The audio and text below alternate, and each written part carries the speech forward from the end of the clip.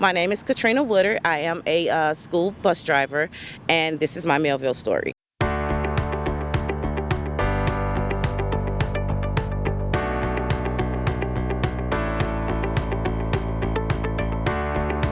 So my day-to-day, I'm picking up the kids, getting them ready to go to school. We're the first people that they see.